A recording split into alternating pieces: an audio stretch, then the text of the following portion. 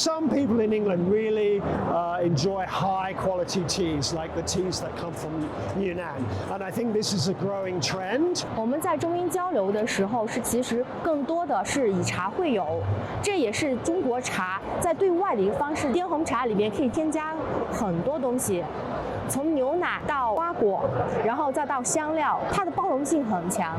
然后同时，英国的茶文化是需要添加的一个融合过程。I think it's a big opportunity, especially for Yunnan tea growers, to educate English tea drinkers about the quality of tea and the Chinese rituals of drinking tea. I think they will find it very interesting and enjoy these different kinds of teas. So I think it's a great way to create, relationship between the two countries.